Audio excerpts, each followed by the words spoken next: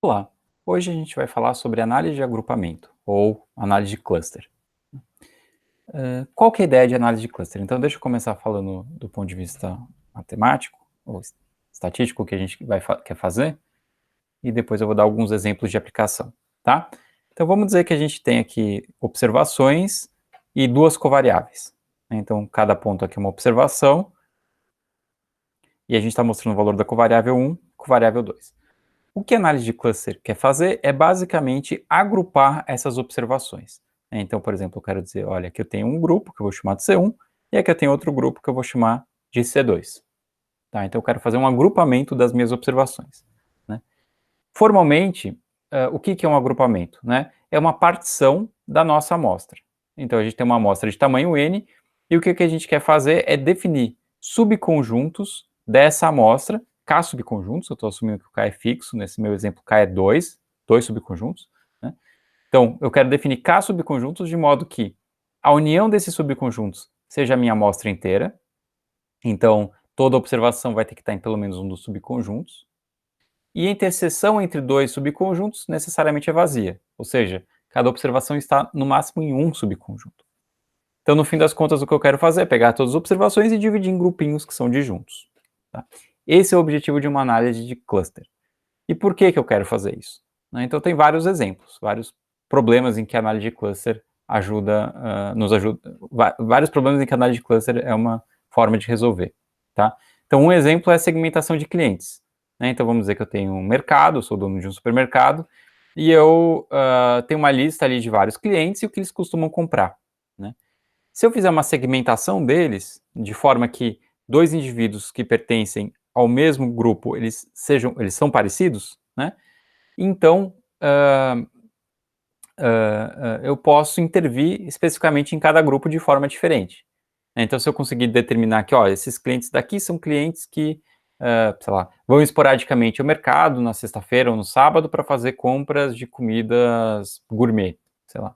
Então, eu posso decidir mandar para eles promoções que eu tenho especificamente sobre produtos gourmet, tipo vinho e tal. Esses outros clientes não, são clientes que vão no dia a dia para comprar arroz, feijão, carne e tal. Também posso pensar em uma política específica para eles. Tá? Então, esse é um exemplo. Outro exemplo de detecção de outliers. Então, se eu tiver aqui, vamos dizer que os meus dados têm essa cara daqui, e eu tenho alguns, dois indivíduos que são muito diferentes, quando eu faço uma segmentação, um agrupamento deles, provavelmente esses indivíduos vão ficar sozinhos na partição atribuída a eles. Tá? E aí eu vou falar, tem alguma coisa estranha com esses caras, eles são muito diferentes dos outros. Eu posso olhar e ver o que está acontecendo com eles. Tá? Claro que se eu tiver duas variáveis, eu posso só fazer um gráfico como esse e descobrir os outliers. Né? Mas se eu tiver mais que duas, a ideia é ter uma ferramenta um pouquinho mais automática para a gente conseguir fazer essa tarefa. Né? Outro exemplo, o mecanismo de busca. Então, se eu tenho, sei lá, por exemplo, uma imagem e quero procurar imagens que são parecidas com essa, uma forma de fazer também é com agrupamentos de imagens, por exemplo. Segmentação de imagens também. Então, vamos dizer que eu tenho, sei lá, uma imagem que tem uma pessoa aqui e um sol, E programas de edição de imagem, alguns programas, eles permitem você fazer segmentação. Então, você fala, olha, eu quero separar esses pixels referentes a essa pessoa, e ele vai lá e ele segmenta. Isso aqui tem a pessoa, tem aqui os pixels referentes ao sol, e assim por diante. Isso também é uma forma de fazer cluster. Você está agrupando os pixels em grupos diferentes. Tá? Inclusive, é interessante, existe um algoritmo que hoje em dia é usado para essas outras aplicações, por exemplo, segmentação de clientes, que se originou em segmentação de imagens, o MinShift. MinShift. Então tem o algoritmo MinShift, ele foi originado aqui no problema de segmentação de imagens e hoje ele é usado em várias outras aplicações. Mais um exemplo de aplicação. Então vamos dizer que, vamos pensar na Amazon. Na Amazon, quando você vai comprar um produto, tem uma série de reviews sobre esse produto, certo? E os usuários, cada vez, lá compram um produto e vão e escrevem o que eles acharam sobre aquele produto. Quando você abre o site da Amazon, ele vai te mostrar, a página da Amazon sobre aquele produto, ele não vai te mostrar todos. Ele vai selecionar alguns, E se você quiser, você pode ver mais. né? Mas como que ele escolhe quais ele vai selecionar? Então, se você olhar, em geral, né, esses reviews que são mostrados para o usuário, tem uns 3, 4, 5 para cada produto, e eles são reviews que, em geral, eles são muito diferentes uns dos outros, eles têm aspectos diferentes sobre o produto, e, ao mesmo tempo, eles são representativos de vários reviews, né? Então tem um usuário falando, não gostei desse produto porque ele quebrou rápido, né? Você vai ver, tem um monte de outros usuários que falaram isso também, mas ele escolheu só um que fala isso para te mostrar, né? Então ele escolhe, né, um subconjunto que te dá uma ideia geral do que está sendo dito por aí sobre o produto. E uma forma de fazer isso é com cluster. Você agrupa os reviews que os usuários fizeram, né, de forma que em cada grupo todos os reviews sejam parecidos em si, em termos de conteúdo, né, e os grupos sejam muito diferentes uns dos outros. Então, você tem um grupo de usuários que falam sobre uma certa, um certo aspecto, o grupo de usuários que falam sobre outro aspecto e assim por diante. Né, e daí você escolhe um de cada grupo para mostrar. Então, esse é um outro exemplo de aplicação. Tá? Então, tem várias aplicações de cluster por aí. E tem várias maneiras da gente resolver esse algoritmo de cluster, ou tem vários algoritmos de cluster, né, que buscam fazer essa divisão, né? Hoje a gente vai ver 3 deles. Primeiro, o K-médias. O segundo é um algoritmo de cluster espectral, que a gente chama, que é um cluster espectral através de mapas de difusão. E o terceiro consiste em métodos hierárquicos. Eu vou dar uma ideia geral de como que funcionam esses métodos hierárquicos, tá? Então a gente vai começar com K-médias. Bom, em geral, para a gente conseguir fazer cluster, a gente precisa ter alguma medida de similaridade ou dissimilaridade entre dois indivíduos, tá? Não são todos os algoritmos que pedem isso, né, mas a maioria precisa disso. Como que eu meço a similaridade entre dois indivíduos? E a maneira mais simples é usando a distância euclidiana, né? Então eu posso dizer que a similaridade do indivíduo I com o indivíduo J, né? Então são duas linhas do meu banco de dados, é dada pela soma por todas as covariáveis, né, da diferença quadrada do valor dessas covariáveis nesses indivíduos. Então essa é a maneira mais óbvia. Mas não é a única, né? Existem outras. Então a distância de Mahalanobis, a distância de Manhattan e por aí vai, né?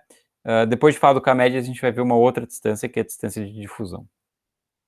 Tá? Então vamos começar falando do K-médias especificamente. E o K-médias, ele assume que você está usando a distância euclidiana na sua construção. Tá? Então, primeira coisa, o K-médias, ele assume que o que você quer fazer envolve a distância euclidiana, já vai ficar claro o que eu quero dizer com isso.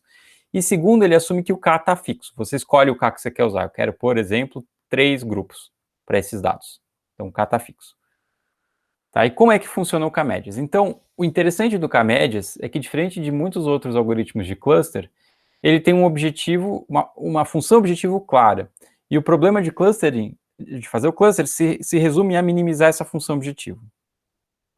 Então, ele traduz o objetivo genérico que a gente falou de fazer agrupamento em uma função, e a gente vai tentar minimizar essa função. Qual que é essa função? É essa daqui que eu já vou interpretar. Tá? Então, dado um clustering, né, uma partição do meu banco de dados, C1 até CK, a gente consegue calcular esse número daqui, né? E aí o que a gente vai fazer é procurar a partição que me dá um valor pequeno para essa função. Tá? E o que essa função ela está falando? Então, olha só. Primeiro, a gente está somando para todos os clusters. Então, vou somar para C1, C2 até CK, essa quantidade. E o que é essa quantidade? Essa quantidade, basicamente, é a soma das distâncias 2 a 2 entre todos os indivíduos que pertencem àquele cluster.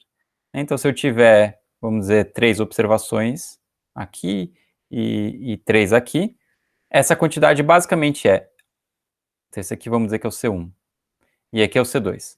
Né? Para essa partição, essa quantidade basicamente é a soma dessa distância com essa distância com essa distância, né? Mais essa distância com essa e essa. Tá? A distância normalizada pelo número de elementos dentro daquele cluster, tá? Mas é basicamente isso, a gente vai somar essas distâncias. Note que eu nunca estou calculando nessa função a distância entre indivíduos que estão em grupos diferentes. Eu só estou calculando a distância de indivíduos que estão em um mesmo grupo, tá? E o que quer dizer, basicamente, isso aqui ser pequeno? Se isso é pequeno, quer dizer que, basicamente, a distância 2 a 2 de todos os indivíduos de um mesmo grupo ela é pequena. Todas essas distâncias são pequenas. Tá? Então, faz sentido eu querer minimizar essa função objetivo. Basicamente, o que eu estou falando é isso. Eu quero que todo mundo que cai no mesmo grupo seja próximo entre si. Né? E note que o K está fixo. Né? Então, eu tenho essa restrição de quantos clusters eu vou usar. E eu vou buscar entre todas as partições aquela que me dá o menor valor. Então, se eu pensasse em uma segunda partição aqui, por exemplo, então, os mesmos pontos, tá? Mas se eu pensasse em outra partição, que é essa daqui sendo C1 e esses dois pontos aqui sendo C2, obviamente a distância 2 a 2 dos indivíduos aqui nesse cluster 1 é muito grande, né? E como ela é muito grande, então essa soma vai ser muito maior nessa segunda partição, nesse segundo particionamento, do que nesse primeiro. Então esse daqui, esse particionamento é preferível a esse outro, tá? Segundo essa métrica. Tá? Então o K-means ele é interessante porque ele reduz o problema de encontrar o melhor clustering ao problema de encontrar a partição que minimiza essa soma, tá? Essa função objetiva. Bom, tá bom. E aí vem a pergunta, como é que eu resolvo isso na prática, né? Como é que eu vou encontrar o clustering que minimiza isso? Não dá para derivar igual a zero, um problema discreto, né? Bom, esse é um problema que é complicado, na verdade. Se eu quiser de fato resolver isso de forma exata, encontrar a melhor partição que minimiza isso, não tem como eu deixar de procurar pela melhor partição, olhando todas elas, né? E o número de partições que existem é muito grande, ela é K elevado a N, certo? Porque o primeiro indivíduo pode estar em qualquer uma das K, em cada um dos K grupos, o segundo indivíduo pode estar em cada um dos K grupos, até o último indivíduo que pode estar em cada um dos K grupos. Eu vou multiplicar o K N vezes. Né? Isso daqui é um número absurdamente grande, né? Então é impensável eu realmente buscar entre todas as partições aquela que minimiza isso. Então eu preciso de alguma heurística, algum algoritmo que tente me aproximar essa solução. E a gente vai ver agora o algoritmo de Lloyd, né, que é uma forma de tentar resolver, de aproximar essa solução. Ele nem sempre dá a solução exata. Ele tenta minimizar isso, mas nem sempre consegue de forma exata. Então vamos ver lá, vamos ver o algoritmo. Então vamos pegar, eu vou explicar o algoritmo aqui em palavras, ao invés de colocar o algoritmo em si, porque ele é bem simples de entender. Então eu tenho nesse problema 7 pontos, x1 e x2 são as minhas duas covariáveis, e o que eu vou fazer é explicar como que eu uso o algoritmo de Lloyd para particionar os meus dados, né? E a ideia é tentar aproximar a solução daquela função objetiva, tá? A minimização daquela função objetiva. Então a maneira como o algoritmo de Lloyd funciona é a seguinte. Então vamos dizer que eu quero dois grupos. Então o primeiro passo é sortear dois pontos, né? Então vamos dizer que eu sorteei aqui o D e o G. Sorteei dois pontos. Eu vou chamar esses pontos de 1 e 2, tá? E aí o que ele vai fazer, então esse é o primeiro passo. Aí o segundo passo, ele vai atribuir cada observação, cada uma dessas 7 observações, ao ponto selecionado mais próximo, tá? Bom, então, vamos começar com E. O E, aliás, deixa eu usar uma cor diferente aqui para ficar mais didático. Então, esse aqui eu vou chamar de azul, e esse outro daqui eu vou chamar de o 2 de vermelho. Então vamos começar atribuindo o E. O E está mais próximo do 1 ou do 2? Bom, o E está mais próximo do 1, então ele vai ganhar a cor azul.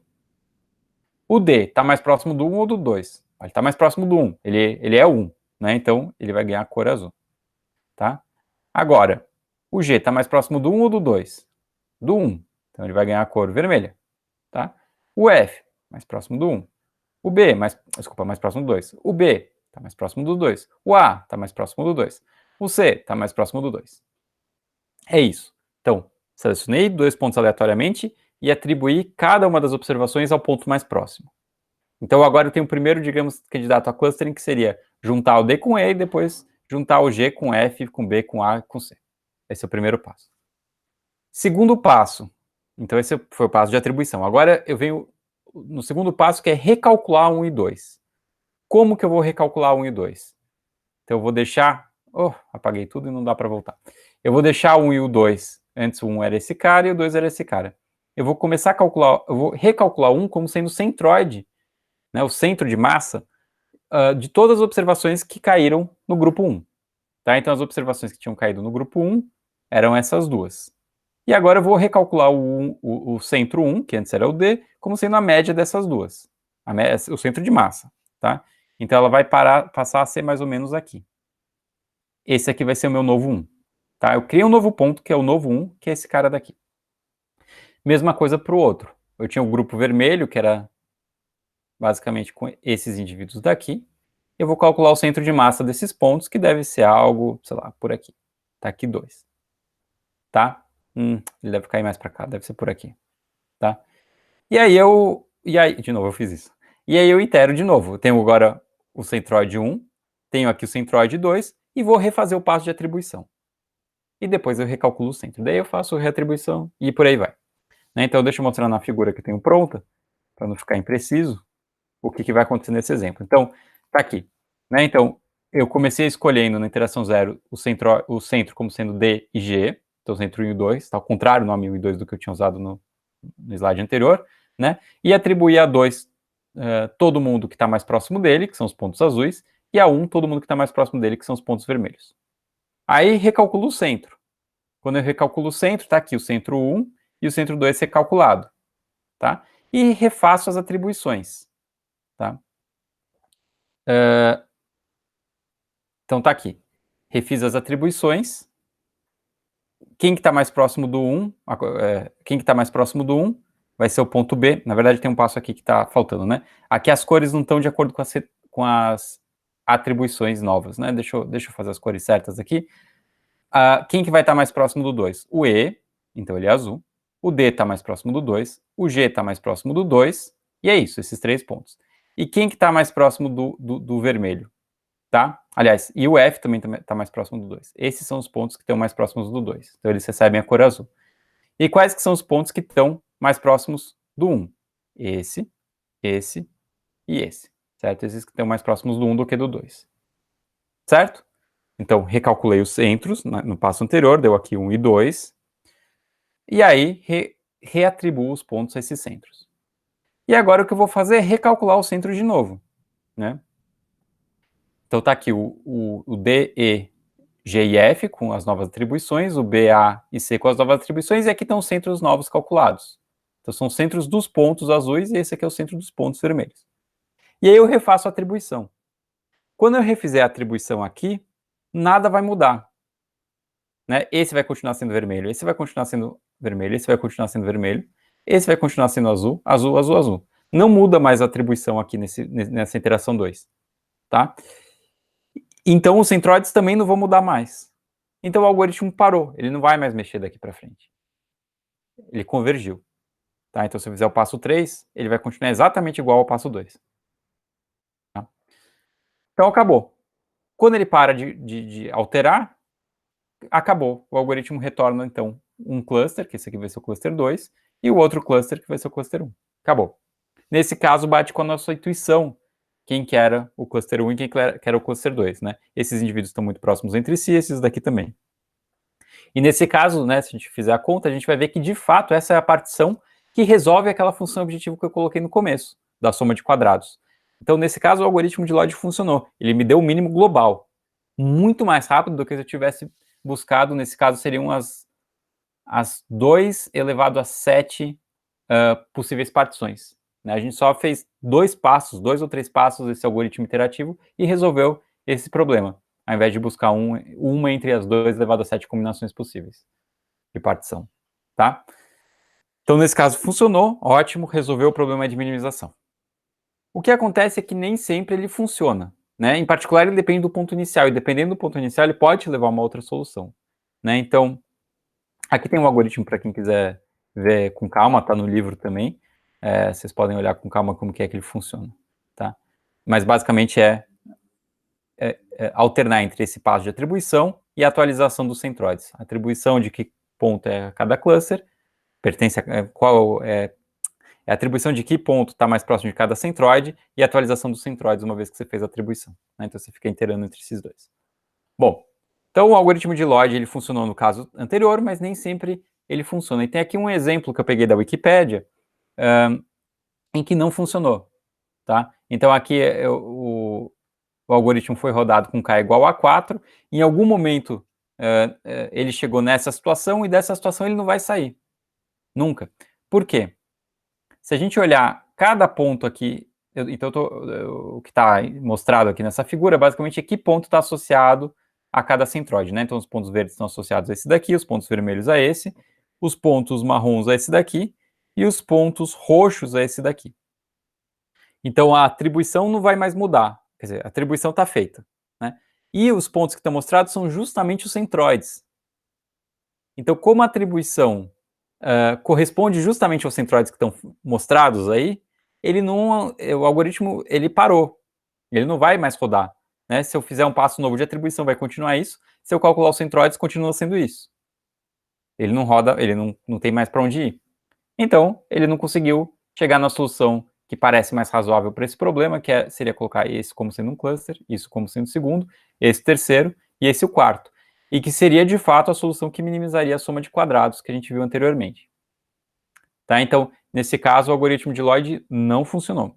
Os pontos iniciais levaram a uma solução que não é a solução ótima, de fato. Daria para eu conseguir uma solução melhor. Tá?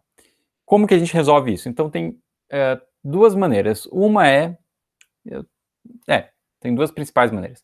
Uma é eu rodar o K-médias com vários pontos iniciais aleatoriamente e depois de rodado o cluster, eu calculo o erro quadrático médio dos clusters obtidos. E pego aquela que é menor. Talvez não seja a melhor solução, mas é uma aproximação.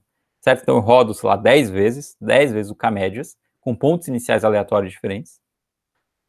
Calculo as partições, em cada uma dessas 10 vezes. E, dadas as partições, eu calculo o score, o erro interno, né, de cada cluster somado. A distância euclidiana interna, né? Beleza, eu vou conseguir 10 números, pego o menor dos 10 números, esse vai ser o clustering que eu vou usar. Essa é uma forma de aproximar. Agora, existe uma versão melhorada do K-médias, que é chamada de K-médias++, né? E, basicamente, esse K-médias++ é uma inicialização esperta, né? Então, ao invés de você escolher aleatoriamente os pontos iniciais, você inicia ele de uma forma que tende a dar resultados melhores, né? E, na verdade, então, eu vou explicar esse algoritmo agora, mas esse algoritmo ele é probabilístico, né? Ele vai atribuir aleatoriamente, mas não com uma probabilidade uniforme os centroides, né? E com esse algoritmo dá para a gente dar uma garantia teórica sobre a probabilidade da gente obter o melhor clustering no final. Tá? Então dá para vocês ter um teorema, né, no artigo que desenvolveu esse algoritmo, que te dá a probabilidade, ele dá um bound na probabilidade de funcionar esse algoritmo, né, no sentido de qual que é a probabilidade dele te dar de fato o mínimo global, tá? E qual que é a ideia desse algoritmo? Então, a ideia é a seguinte, então eu vou explicar aqui em palavras também, não precisa olhar para os detalhes numéricos, para os detalhes do algoritmo. Então a ideia é a seguinte, eu tenho os meus 6 pontos, né? Então tá aqui x1 e x2. Primeira coisa, eu vou selecionar um ponto só, né? Então vamos dizer que eu selecionei este ponto daqui. Então esse aqui vai ser o centroide 1. Vai ser o primeiro ponto que eu vou selecionar, esse de fato é aleatoriamente, uniforme, tá? Agora, para selecionar o segundo, eu vou selecionar eles com uma certa probabilidade diferente. Então, eu não vou mais selecionar o primeiro, mas eu posso selecionar ou esse ponto, ou esse, ou esse, ou esse, ou esse, né? Eu vou selecionar um deles. E qual que vai ser a probabilidade de eu selecionar um dado ponto? Então, qual que vai ser a probabilidade de eu selecionar esse ponto? Essa probabilidade de eu selecionar esse ponto, ela vai ser proporcional à distância ao quadrado que esse ponto, vamos chamar ele de xi, tem do primeiro centroide, sei lá, vou chamar x1. Tá? Então, eu vou calcular a distância desse ponto até o centroide. Isso daqui vai me dar um número, vamos dizer que essa distância ao quadrado foi 2, né? E aí eu vou selecionar esse ponto com uma probabilidade proporcional a isso. Então, na verdade, eu vou fazer esse procedimento para cada um dos pontos. Vou calcular esse daqui, vou calcular essa distância, vou calcular essa distância e essa distância. Calculo a distância de cada um dos pontos até esse centroide 1, né? Então, deixa eu tentar fazer, deixa eu fazer aqui embaixo, um pouquinho melhor. Então, vamos dizer que eu tenho esse ponto aqui que é o centroide 1, e aí eu tenho esses outros 2 pontos daqui, e esses 3 pontos daqui, tá? Quando eu for selecionar o ponto com probabilidade proporcional a essa distância, né, basicamente o que eu estou falando é que um ponto que está longe do centroide 1 vai ter probabilidade maior de ser selecionado. Tá? Então, esses pontos estão próximos, então essa probabilidade vai ser proporcional a um número muito pequeno. Vamos dizer que aqui foi 2, aqui foi 2, esse outro daqui vamos dizer que é 5, esse aqui é 5, e esse daqui, sei lá, é 7. Tá? Então, a probabilidade de selecionar o 7 é muito maior, é 7 dividido por 7 mais 5, mais 5, mais 2, mais 2. Né? E por aí vai. Tá? Então, o segundo ponto ele vai tender a ser diferente do primeiro, ele vai tender a ser longe. Né? E aí eu continuo iterando isso. Né? Agora que eu tenho 2 pontos, vamos dizer que eu selecionei, sei lá, então tá aqui, vou fazer mais uma vez. Aqui, esse e esse. Então, vamos dizer que esse aqui tinha sido o primeiro ponto selecionado, vamos dizer que esse aqui foi o segundo ponto selecionado. Agora eu vou fazer a mesma coisa. Mas agora eu calculo o mínimo das distâncias. Né? Então, agora eu tenho 2 centros. Né? E eu preciso calcular, dar um peso para cada um desses pontos para calcular essas probabilidades. Né?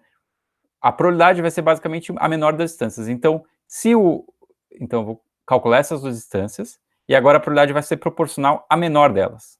Né? Então, se você tem um ponto que está próximo de pelo menos 1, ele já vai ter uma probabilidade baixa. E aí eu continuo iterando. Então, com isso, eu vou conseguir os K pontos que eu quero, e eles vão tender a estar distantes uns dos outros. Então, eu já consegui uma certa separação ali, e daí eu começo o K-médias. Né? Desculpa, e aí eu começo o algoritmo de Lloyd, como eu falei anteriormente. Então, a ideia é que agora eu tenho já pontos que são bons pontos para começar. Né? E, de novo, eu posso... isso não é uma garantia, no sentido de que nem sempre vai dar a melhor partição, mas ela tem uma probabilidade alta de dar a melhor partição. Né? E se eu rodar algumas vezes, o K-médias mais, com inicializações diferentes também, lembrando que ela é aleatória, aí sim eu vou ter uma chance muito alta de conseguir o mínimo global. Tá? Então, essa é uma melhoria. Então, vamos ver uma aplicação aqui no R para imagens, para compressão de imagens. Tá? Então, eu vou pegar aqui uma foto minha, e eu vou usar o K-médias basicamente para reduzir o número de cores que eu estou usando na imagem. Tá? Então, aqui eu estou usando um número muito grande de cores. Né? Uma imagem, um JPEG, está representado aqui com RGB. Né?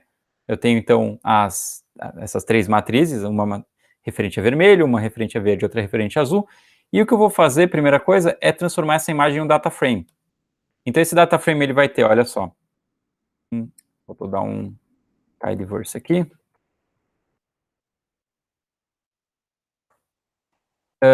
O que esse data frame tem é o seguinte. Eu criei ele para ter então, ao invés de representar com 3 matrizes, eu mudei um pouquinho o formato. Então, ele tem basicamente o seguinte, olha, posição X, pixel X, né? Então, por exemplo, primeira linha da matriz aqui, da imagem, coluna 720, então é a última coluna, qual que é a cor desse ponto. E daí eu marquei aqui qual que é a cor em termos do canal vermelho, do canal verde e do canal azul. Certo? Eu fiz isso para cada um dos pixels. Né? Uma matriz aqui que dá para a gente ver o tamanho dela. Deixa eu olhar a dimensão aqui da imagem. Ela é uma matriz 720 por 960. São 3 matrizes 720 por 960. Tá? Então, o número de linhas dessa matriz é 720 vezes 960. É o número de pixels que tem essa imagem daqui. Para cada pixel, então, eu estou anotando qual é a cor. E agora eu vou fazer um cluster das cores. Eu vou fazer um cluster com K-médias, então eu vou usar a função K-means. Eu não estou usando K-means mais, só para ser um pouquinho mais rápido. Com 2 cores, tá? E eu vou usar aqui quais variáveis para fazer, fazer o clustering? Só as cores, RGB. Eu não estou usando a informação de onde que está esse ponto. Qual é o pixel? Eu só estou usando informação de cores, tá? Então eu quero 2 centros, ou 2 grupos, né? E eu vou fazer o caminho com essa matriz de cores. Tá? Então vamos olhar aqui. O caminho rodou, e olha só. Se eu colocar caminho cifrão centers, ele vai mostrar as 2 cores que foram escolhidas. Né? As cores são as minhas variáveis. Né? Então, o centroide é uma média das cores. E vai ser uma cor. Então, esses são os 2 centroides, são as 2 cores que eu vou usar. E agora, o que eu vou fazer é, basicamente, plotar de novo essa imagem, tá? Mas, ao invés de usar a cor original, eu vou usar a cor do centroide mais próximo. Então, agora eu particionei os meus pixels, tem os pixels associados em um grupo, tem um grupo de pixels aqui, outro grupo de pixels aqui. O representante de cada um desses grupos é o que eu estou mostrando aqui, que são centroides, né? O pessoal também chama de protótipo, né? São centros desses clusters. E aí eu vou trocar todas as cores de quem está no grupo 1 por essa daqui. E todas as cores de quem está no grupo 2 pela segunda linha daqui, que é a cor mais próxima, nesse sentido. Tá? Então, esse código aqui só tá fazendo só isso. Ao invés de usar, de fato, a cor original, ele vai usar a cor do centroide. Só isso. Tá? Então, o que eu chamei de keyColors aqui é uma nova variável. E aí eu já vou também plotar essa imagem. Tá? E aí, olha só o que vai acontecer. Então, agora é uma imagem com duas cores.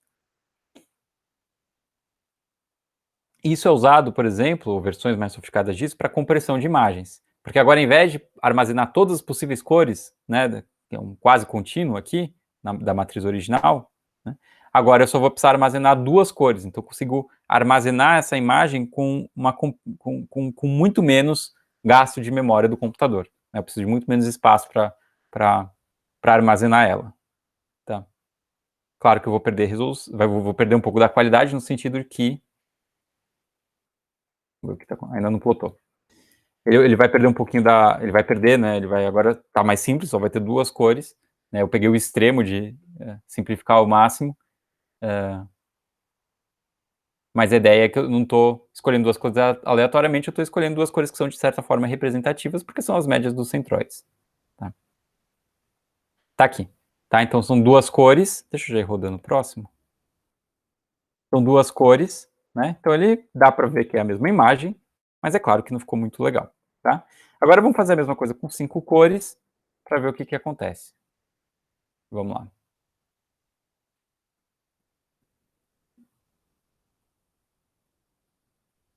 Deixa eu ver se eu deixo um pouco mais rápido aqui.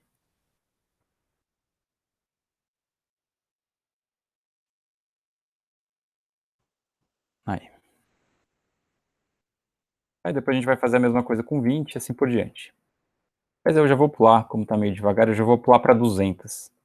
Depois que ele rodar essa daqui. Aqui, com 5 cores, já dá para ver que o vermelho da camiseta, que também é o vermelho da rosa, já funcionou bem. Tá? Então, alguma coisa ele pegou. Com 200 cores, olha só, ele já vai ficar muito parecido com assim, para a resolução que a gente está olhando e tudo mais, né, no computador, etc. Vai ficar muito parecido com a da imagem original. Né? Então, dependendo do fim que você vai usar essa imagem, talvez seja suficiente. Né? Inclusive, quando você manda uma imagem pelo WhatsApp, por exemplo, ele faz algum tipo de compressão. E muitas vezes no WhatsApp especificamente, a compressão ela vai perder informação. Né? Então, isso é uma compressão que o pessoal chama de loss, quer dizer, ela perde resolução de fato. Mas olha só, com 200 cores já reproduz razoavelmente bem. Né? Se você vai usar isso daqui para uma imagem muito pequena e um ambiente que vai ser usado com uma resolução que já é ruim, né? Talvez seja melhor você armazenar ela dessa maneira, que gasta muito menos espaço. Então essa é uma aplicação de K-médias um pouquinho diferente. Beleza. Então, vamos agora falar do segundo método, que é um algoritmo que é chamado de cluster espectral, né? E aqui a gente vai usar um método de cluster espectral específico que é chamado de mapa de difusão. Ou a gente vai usar mapa de difusão para fazer cluster espectral. Então, vamos dizer que a gente tem dados que tem essa cara daqui. Tá? Então, esse aqui é minha primeira variável, essa aqui é a segunda variável. Né? E, basicamente, eu tenho um dado que, claro, é um exemplo artificial, mas só para ilustrar. Né? Ele tem uma estrutura que claramente eu deveria dizer que esses indivíduos daqui são do primeiro grupo, do círculo interno, e os que estão no círculo externo deveriam ser do segundo grupo. Né? Mas se eu usar o K-médias, não vai funcionar. Então eu já estou mostrando aqui as cores dos clusters que eu obtenho quando eu uso o K-médias. Não dá certo. Né? E por que não dá certo? Basicamente é porque a distância euclidiana não está capturando aquilo que eu gostaria. Né? Ou seja, esse ponto, por exemplo, ele está muito mais próximo desse outro. Deixa eu marcar com uma cor. Vou pegar o preto para ficar mais claro. Essa observação ela está muito mais próxima, vamos dizer, dessa, do que ela está dessa outra. Né? Pensando na geometria desse problema. Né? Aqui, como está tudo no mesmo círculo, parece que elas estão próximas em um certo sentido. E essas outras estão distantes. Mas a distância euclidiana está dizendo exatamente o oposto. Essa distância é menor do que essa euclidiana. Tá? Em muitas situações, isso acontece. Né? Em muitos problemas reais isso acontece, principalmente com imagens e tal, estruturas em que eu já dei esse exemplo em alguma outra aula, né? Se eu tiver um 1 aqui nessa imagem, uma outra imagem que tem um aqui, né? E uma terceira imagem que tem um 2, embora a distância euclidiana dessas duas seja muito menor do que a dessas outras duas, porque não tem nenhuma sobreposição de pixels aqui, tá? Em um sentido, no sentido que a gente gostaria, é que essas duas estão muito mais próximas que essas daqui. Né? Então a distância euclidiana não está capturando aquilo que a gente gostaria. E a gente vai ver uma métrica que captura isso. Né? A gente já tinha visto o kernel PCA, que é uma maneira de mudar a coordenada dos dados, né, para uma nova métrica que pode fazer mais sentido, e aqui a gente vai ver uma forma diferente, que é mapa de difusão. E a ideia de um mapa de difusão é definir a similaridade entre dois pontos a partir de um passeio aleatório que é feito nos dados. Tá? Então a gente vai definir, na verdade, uma cadeia de Markov, que vai ser um passeio que, sei lá, dado um ponto, ela vai começar a se difundir, né? E a partir dessa cadeia de Markov a gente vai definir a similaridade. Tá? E qual que é a ideia? Né? Então deixa eu explicar qual que é a cadeia de Markov que a gente vai usar, e já a gente vai ver por que isso captura a similaridade. Então primeiro a gente vai definir uma matriz de transição para essa cadeia de Markov. A matriz de transição, a fórmula dela está sendo dita aqui, mas eu vou escrever aqui que vai ficar um pouquinho mais fácil. Então, basicamente, a probabilidade, digamos, da gente sair do ponto I e ir até um certo ponto K, né, a probabilidade de acontecer essa transição, então dado que você está, escrever assim para deixar claro, dado que você está no ponto XI, a probabilidade de você ir para um ponto XK, ela vai ser igual a um kernel de XI até XK, então aqui é um kernel de Mercer, certo? Então esse daqui é um kernel de Mercer, esse K é um kernel de Mercer, a gente já viu as propriedades dele, né, na aula de RKHS e também na aula de truque do kernel, né? Dividido pela somatória de K de XI até XJ. Então isso aqui é só uma constante de normalização. Tá? Então o que eu estou falando aqui basicamente é o seguinte, você está num ponto XI, tá aqui seu ponto XI. E tem todos os outros pontos que são seus dados. A probabilidade da próxima transição ser, por exemplo, para esse ponto, ela é proporcional à similaridade entre esses dois pontos. Então, pontos que são muito similares, segundo esse kernel, eles vão ter uma probabilidade de transição relativamente alta. Se você tem um ponto que é muito dissimilar, a probabilidade de transição vai ser baixa, certo? Então, vamos olhar o que acontece. Então, essa é a cadeia de Markov. Então, eu estou chamando ela de M, é a matriz de transição. Tá? Então, M é uma matriz N por N. Cada linha é um estado de onde ela vem, e cada coluna é o estado para onde ela vai, né? E a entrada é qual é a probabilidade de acontecer essa transição. Tá? Então, vamos olhar aqui um GIF, só para entender como que é esse processo de transição. Tá? Então, o que eu estou mostrando aqui, vou dar um zoom, é o seguinte. Saindo do ponto vermelho, qual que é a probabilidade dele ir para cada um dos estados depois de 1, 2, 3, 4, 5, 20, etc., iterações dessa cadeia de Markov, tá? Quanto maior é o ponto, maior é a probabilidade. Então, se ele sai desse ponto vermelho, ele vai ter uma certa probabilidade de ir para cada um dos pontos próximos, que é relativamente alta, e a probabilidade dele ir para os pontos distantes é baixa. Conforme o tempo vai passando, vai aumentando a chance dele ir para os pontos mais distantes, tá? Porque a cadeia vai... Porque o processo vai se difundindo. Tá? Mas note que o que é interessante aqui é que a probabilidade dele vir aqui para esse círculo do meio continua baixa. Ela vai aumentando com o tempo, mas ela é baixa. Isso que é interessante dessa cadeia de Markov. Quer dizer, ela é local, tá? Então o kernel ele faz com que os pontos próximos sejam muito similares, né? E essa ideia de você ir difundindo aos poucos faz com que, em geral, você vai ficar, apesar de você ter uma distância euclidiana, vamos dizer, desse pedaço aqui até esse daqui alta, muito maior do que essa daqui, é mais fácil eu chegar aqui com essa cadeia de Markov do que eu chegar aqui. Então a cadeia de Markov, esse passeio aleatório que vai se difundindo nos dados aos poucos, ele tem uma chance alta, digamos, depois de 10 instantes, de vir até aqui. Mas a chance dele vir até aqui ainda é baixa. Você sair desse ponto e chegar nesse ponto com essa cadeia de Markov é difícil. porque são pontos muito distantes e não tem nenhum caminho entre eles. Agora, pontos em que você tem caminhozinhos próximos para chegar de um em outro, eles vão ser privilegiados. Então, resumindo a história, a gente definiu um passeio aleatório nos dados de forma que você sair de uma observação e chegar em uma outra depois de um certo instante, depois de um certo tempo, por exemplo, 10 segundos, 10 iterações, né, da cadeia, vai ser plausível se você tiver um caminho fácil entre esses dois pontos. Se você não tiver nenhum caminho, é difícil, porque eu teria que fazer um grande salto em algum momento para ir. Tá? E é isso que esse passeio aleatório está mostrando aqui.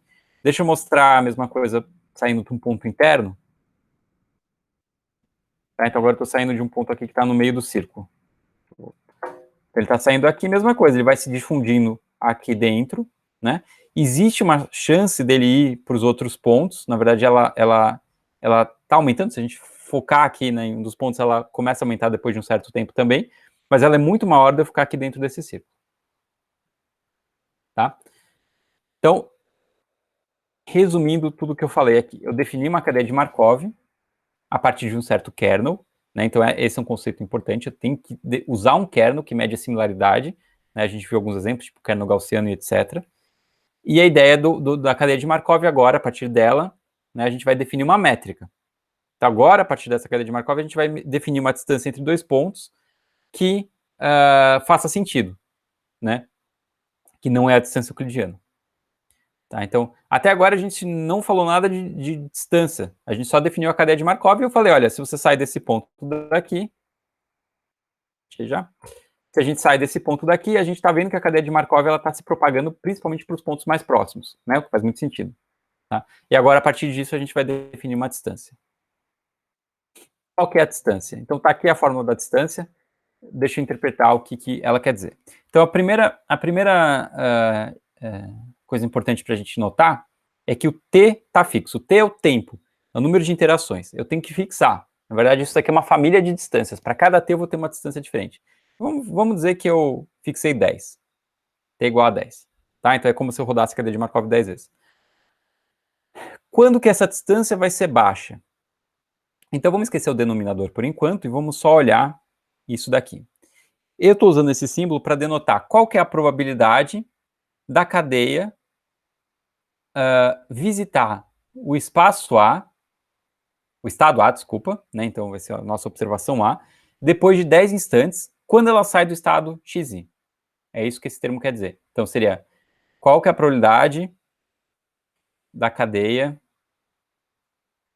estar em A? Então esse é um ponto, né, uma observação, no instante 10, dado que ela está em XI no instante 0. Então, qual que é a probabilidade de... Então, ali os meus pontos. Vamos dizer que aqui está o XI. O A está fixo aqui. Vamos dizer que esse cara daqui. E eu estou me perguntando qual que é a probabilidade, se eu começar a rodar a cadeia de Markov no estado X, e qual que é a probabilidade dela acabar no estado A no instante 10. Tá? É isso que eu estou... essa que é essa probabilidade daqui. É isso, daqui é a mesma coisa para o estado J, começando no estado J. Saindo do estado J, qual é a probabilidade de depois de 10 instantes eu estar no estado A? Quando que essa distância vai ser pequena? Né? Quando que isso aqui vai ser próximo de zero?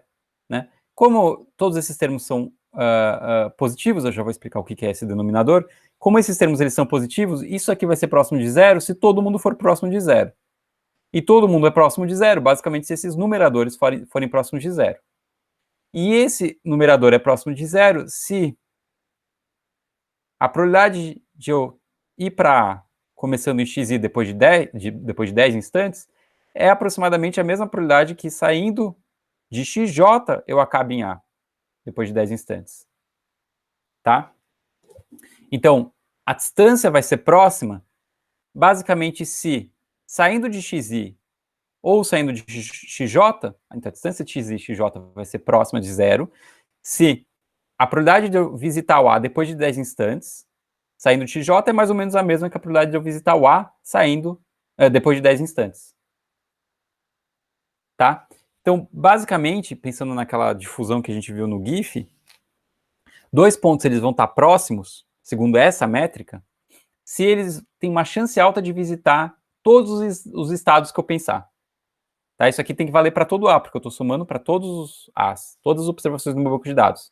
Né? Então, vai ter que então, se essa probabilidade daqui é alta, se eu tenho uma chance alta de visitar o estado A saindo de XJ, eu vou ter que ter uma chance alta de visitar o estado A saindo de XI também. Se ele não for alta, a distância entre XI e XJ vai ser grande. Né? Idem para se ela for baixa. Se ela for baixa para o XI, ela tem que... Então, essa probabilidade, então, vamos dizer um ponto aqui. Né? Se essa probabilidade aqui é baixa, se a probabilidade de eu sair no XJ eu chegar nesse ponto é baixa, a probabilidade de sair do XI e chegar nesse ponto, depois de 10 instantes, também tem que ser baixa para que essa distância seja pequena. Então, é basicamente isso que essa métrica está capturando. Tá? Então, ela está usando a cadeia de Markov para definir essa similaridade. E o que é esse denominador? Esse denominador é a medida estacionária da cadeia. Né? E sendo a cadeia irredutível, etc., etc., essa medida estacionária ela é basicamente... A ideia é a seguinte, imagina que eu começo em qualquer ponto da cadeia. Né? A medida do estado A, a probabilidade do estado A, né, segundo essa medida S, ela basicamente é a proporção de vezes que o estado A vai ser visitado a longo prazo. Então, tanto faz qual é o ponto que eu começo. Eu rodo a cadeia, vai. Depois de um certo instante, eu começo a contar, olha, quantas vezes eu visitei o estado A. A proporção de vezes que eu visito o estado A é que é essa medida daqui. Tá? Então, basicamente, estados que são visitados com uma certa frequência vão ter um número muito alto aqui. Então, o que essa métrica está dizendo, basicamente, essa ponderação, né, pela medida estacionária está dizendo, é basicamente o seguinte: estados que são muito frequentes, eles vão ter, eles vão contar menos na hora de você olhar as distâncias. Eles já vão ter uma tendência a ter uma distância, a contribuir menos para essa distância euclidiana, para essa distância que eu estou definindo aqui. Tá? Então, se um estado é muito... Então, vamos dizer que eu tenho... É que nesse exemplo a coisa é meio uniforme, né? Mas vamos dizer que eu tenho um estado que é muito pouco frequente. Nessa ideia de você rodar a cadeia por muito tempo. Se ele é muito pouco frequente, e eu tenho uma certa divergência entre essas probabilidades, quer dizer que eu vou começar a dizer que esses caras são muito diferentes, o XI e o XJ. Tá? Então, meio que faz uma ponderação pela frequência de cada estado. E é curioso olhar para a expressão de quem que é a medida estacionária dessa cadeia. Ela é fácil de derivar, é isso daqui, né? E isso daqui, sem entrar muito em detalhes, basicamente é uma estimativa da densidade do ponto XI. Então, se eu fizesse... então, existem estimadores de densidade, né? Então, existem estimadores da densidade, né? Então, você tem dados, x1 até xn, que vêm de uma certa densidade de probabilidade f, né? E uma forma de estimar essa densidade é com histograma. Existe uma outra forma, que é o estimador que é chamado de Nadaraya-Watson. O estimador por kernel, né? E isso daqui, desculpa, essa expressão daqui, é justamente a expressão do estimador de Nadaraya-Watson para essa densidade. Tá? Então, isso aqui vocês podem ignorar se vocês não conhecerem essa ideia de estimar uma densidade, né? Mas basicamente o que essa expressão está dizendo é, olha, a medida estacionária é justamente a estimativa da densidade que você obteria quando se você usar um kernel para fazer essa estimativa. Tá? E então o que basicamente está dizendo é que, bate com a nossa intuição, né? Que a medida estacionária é justamente, ela vai ser grande quando o ponto tiver uma densidade alta. É basicamente isso. Tá? Bom, resumindo, né, a parte que importa aqui para clustering, a gente definiu uma métrica entre dois pontos, e essa métrica é baseada numa cadeia de Markov, e ela é feita de modo que se você consegue ir fácil de um lugar para o outro, né, nessa cadeia de Markov, a distância entre esses pontos vai ser baixa. Tá? Então, legal, eu tenho uma distância. E aí, o que eu vou usar isso para clustering agora? Como que eu vou usar? Né? E aí que vem uma sacada muito legal, que é muito bonita. Então, é um resultado que diz o seguinte. Olha só. Eu tenho a matriz M, que é aquela matriz N por N, que é a matriz de transição. Se eu calcular os autovalores dessa matriz, então lambda 0 até lambda n, e os autovetores dessa matriz, então eles existem, etc., sob certas condições, se eu calcular eles, eu tenho a seguinte propriedade. Olha só. a distância que eu escrevi anteriormente, que é aquela distância estranha, baseada na cadeia de Markov, ela pode ser escrita em função dos autovalores e autovetores. Tá? Bom, tá bom. Até aí não tem nenhuma grande vantagem, a não ser talvez um pouco computacional. Ela te dá uma forma de calcular essa distância, mas a princípio você não precisaria isso, né? Você poderia calcular essas probabilidades de transição. Mas o mais interessante é o que vem agora, que é o seguinte: se eu olhar essa expressão, eu posso reescrever isso daqui em termos da distância euclidiana. Então isso daqui é a distância euclidiana, é a norma euclidiana, né? E um espaço transformado dos dados originais. Então, se eu definir essa transformação psi de x como sendo essa transformação daqui, então basicamente eu vou pegar o primeiro alto valor, né, elevar a t, isso aqui não é transposto, é elevado a t, né, que é o nosso exemplo era t igual a 10, e multiplico por psi1 de xi, né, psi1 é o autovetor, o primeiro autovetor da matriz M. Daí, mesma coisa agora com o segundo autovalor, t psi 2 de xi, né? E assim por diante, até o último autovalor e o último autovetor, né? Isso aqui é uma transformação. Eu tinha xi, os dados originais, né? Transformei os dados para essa nova coordenada, um novo vetor de coordenadas. Como se eu fizesse esses psis, no fundo, como se eu fizesse aquela história que a gente falou em regressão polinomial, né? Calculo x quadrado, x ao cubo, etc. Aqui é a mesma coisa, uma transformação mais complicada que vem de um autovetor, né? Mas eu vou basicamente pegar o primeiro autovetor, vai vir na primeira coordenada, multiplicada pelo primeiro autovalor, na primeira coluna. A segunda coluna vai ser o segundo autovalor multiplicado pelo segundo autovetor, e assim por diante. Se eu fizer isso, agora a distância euclidiana nessas novas variáveis que eu criei corresponde à distância de difusão que eu defini anteriormente. Então, o resumo da história é o seguinte: eu defini uma transformação que, se eu calcular o banco de dados, né, transformado, agora esse banco de dados transformado, a distância euclidiana faz sentido, porque a distância euclidiana nesse banco transformado corresponde à distância de difusão no espaço original. Isso lembra muito a ideia de truque do kernel, né? Então eu faço uma transformação dos dados de modo, nesse caso, que a distância euclidiana faça sentido. Então a distância euclidiana não faz sentido no espaço original para aquele problema que a gente estava vendo aqui. Mas agora eu criei uma transformação dos meus dados que, se eu plotar os meus dados nesse espaço transformado, agora sim a distância euclidiana faz sentido, né?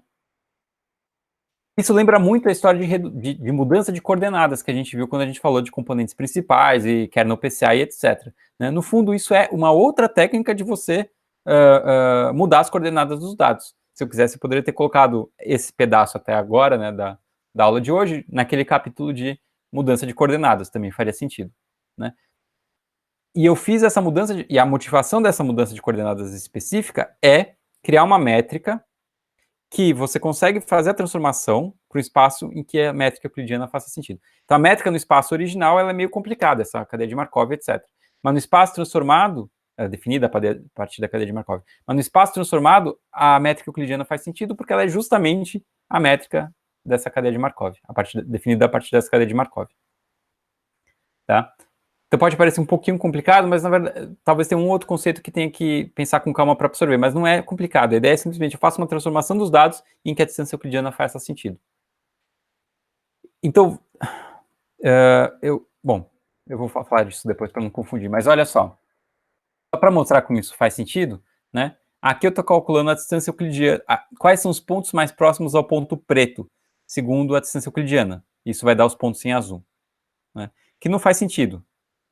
Né, do ponto de vista de interpretação, a gente esperava que fossem pontos nesse círculo interno. Se eu faço a mesma coisa com a distância de difusão, olha só, aí os pontos mais próximos são esses pontos azuis.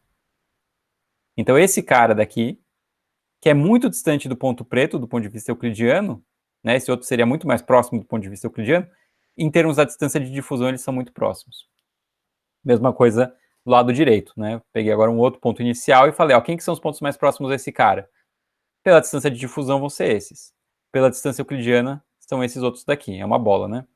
Então, essa métrica realmente faz muito mais sentido. Então tá, então definir uma nova... Então, resumindo, definir uma métrica que faz mais sentido que a métrica euclidiana, quando você tem esse tipo de estrutura, né? Mas aí vem a pergunta, como é que eu faço cluster a partir disso?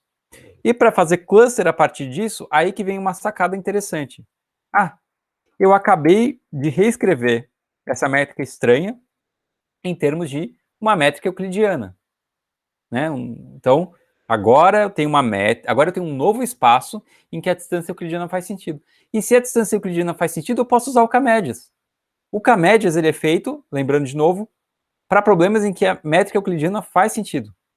Ele é definido a partir da distância euclidiana, tá?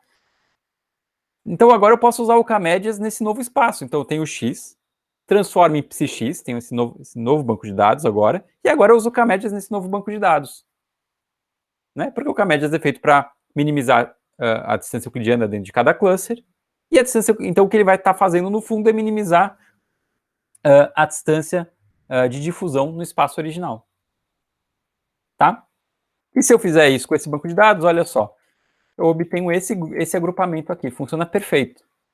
Ele vai dizer que os indivíduos vermelhos são do grupo 1, os indivíduos em azul são do grupo 2, né? Bem diferente do que o K-médias. Então, basicamente é o seguinte, eu tinha esses dados daqui, transformação para um novo espaço, que é o espaço dos psis, então psi1, psi2, psi3, eu devia ter colocado a transformação aqui para a gente poder ver direito, né? Mas nesse outro espaço eu teria alguma coisa desse tipo. E aí, se eu fizer o K-médias nesse outro espaço, né, usando a distância euclidiana mesmo, né, então aqui é lambda 1, psi1, lambda 2, psi2. Aí eu vou obter esse cluster, que corresponde justamente a colocar vermelho aqui dentro e azul aqui fora. É isso que foi feito. Só isso. Tá? É realmente bem interessante o que está acontecendo aqui. Tá? Então esse é um outro algoritmo de clustering, e ele é interessante por si só, porque ele te dá uma forma também de visualizar os dados, você pode plotar psi1, psi2, você pode usar isso aí como redução de dimensão, ou então mudança de coordenadas. Né? E a única coisa que eu pulei foi esse teorema, né, que diz que se eu quiser aproximar essa distância, eu posso usar os K primeiros componentes, né, quando eu ordeno os autovalores por ordem decrescente, né, padrão, como em componentes principais, né, porque esses lambda Ks eles vão para zero, se eu usar os K primeiros, como os autovetores estão normalizados, é o que eu vou ter a melhor aproximação. Então tá bom. Então isso também motiva uma forma de visualizar os dados. Certo? E claro, tem um monte de parâmetros que eu preciso escolher aqui, né? Então o T, a banda e etc, né, para usar esse algoritmo, e diferentes problemas vão ter diferentes escolhas que são boas. Tá, última categoria de métodos que a gente vai ver hoje são os métodos hierárquicos. Né? Qual que é a ideia de um método hierárquico? Então, em um método hierárquico é um pouquinho diferente porque a gente não escolhe o K de antemão, o número de grupos. Né? Isso é feito dinamicamente. Então, eu vou explicar um método hierárquico aqui, e existem milhões de variações. Então vamos dizer que eu tenho esses 8 pontos e eu quero fazer um cluster deles. Um método hierárquico que eu vou descrever aqui, ele começa da seguinte forma. Escolha entre todos os 8 pontos, os 2 que estão mais próximos. Né? Então eu vou olhar entre todos os 8 pontos, todas as combinações 2 a 2, e escolher os que estão mais próximos. Tá? Nesse caso, esses 2 daqui é que estão mais próximos. Né? E aí eu vou falar, ó, bom, vou juntar isso daqui e formar um grupinho só. Esses caras eles podiam formar um grupinho só. Tá? Então, tá aqui o primeiro passo. Eu escolhi o E e o F, o E e o H, e falei, eles vão formar um grupinho. E aqui no lado direito eu vou mostrar já o que é o chamado dendrograma. Tá? O dendrograma é esse gráfico que vai mostrando como que os pontos vão se juntando. Tá? E ele começa falando o seguinte, olha, a primeira coisa que eu fiz foi juntar o E com H. E essa altura do dendrograma, ela é basicamente a distância euclidiana que eu estou pegando entre o D e o H. Tá? Então eu juntei o E e H, e quando eu olho essa altura pequenininha, o dendrograma, a interpretação é, eles estavam muito próximos, quando eu juntei eles. Tá? Segundo passo, vou juntar agora os novos 2 pontos mais próximos. Mas agora que eu já tenho o E e o H junto, eu vou contar esses pontos como sendo um ponto só, e eu vou representar esse ponto aqui pela média, pelo centro de massa deles. Então seria um ponto aqui, deixa eu apagar. Agora eu vou representar o E com H como se fosse, sei lá, por exemplo, esse ponto daqui, o centro de massa. E vou procurar entre esse, qual é o par mais próximo. Né? Aqui provavelmente eu vou ficar com D e H ou A e B, vamos ver. A e B, tá? Então eu fiz a conta certinha aqui. A e B foram mais próximos, eu junto eles, tá? E aqui eu estou mostrando, olha, o A e o B foram eu juntei o A e B nessa etapa, e aqui essa altura, de novo, reflete exatamente essa distância daqui. Note que o A e o B estavam mais distantes, é por isso que essa altura é maior do que a do E e H. Né? E agora a mesma coisa, ao invés de trabalhar com A e B, eles vão contar como um ponto só, representado aqui pelo centroide deles, e eu vou tentar juntar os dois mais próximos de novo. Nesse caso, deu D e F. Junto D e F, mesma coisa, está aqui, a altura deles, beleza, começa a representar eles pelo centroide. Então tem esse ponto e esse ponto. Né? Então agora eu esqueço D, F e H, só trabalho com xizinhos. E eu vou procurar de novo entre esse, quais são os mais próximos. Nesse caso, provavelmente vai dar isso daqui. Esse xizinho são os mais próximos. Beleza, junto agora esse grupo com esse grupo.